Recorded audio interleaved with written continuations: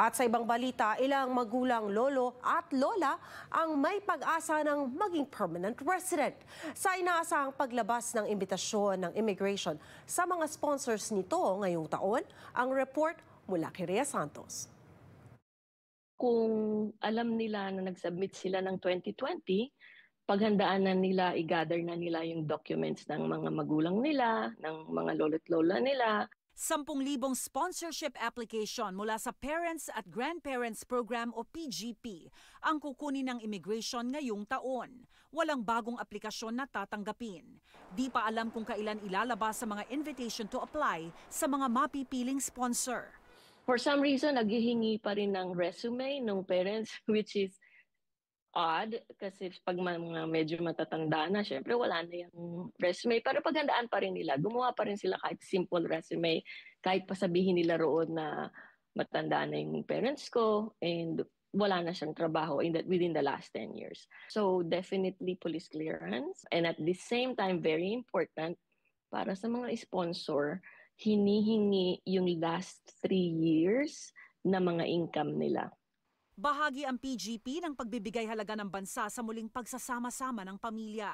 Ayon kay Solita, kung mapipili, kailangan may kapasidad ang sponsor na tustusan ng mga posibleng pangangailangang medikal ng inisponsorang magulang o lolo at lola na lalagpas sa kayang ibigay ng Canada.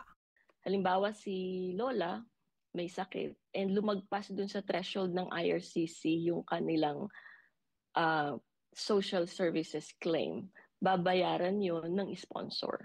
Yun ang karamihang hindi alam ng mga sponsor, ng mga magulang.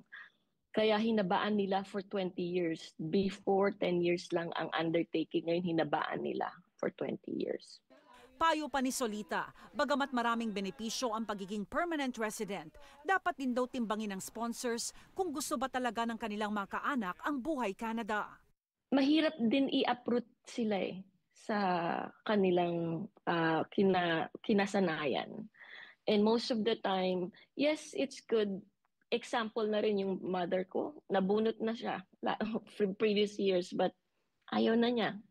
Wala na siya, ayaw nila ng lamig, and ayaw nila yung naiiwan sa bahay. Kasi alam mo naman ang buhay natin dito sa Canada, lahat tayo nagtatrabaho, and kadalasan naiiwan lang sila. I'm not saying they should not. Pag na-invite sila, I will encourage they apply. Kasi, anytime gusto mong mapapunta yung magulang mo dito makasama, right? And healthcare. Exactly. Yeah, kahit na may threshold or merong excessive demand, at mako-cover pa rin sila ng healthcare. And malaking bagay yun. Rhea Santos, Omni News, Vancouver.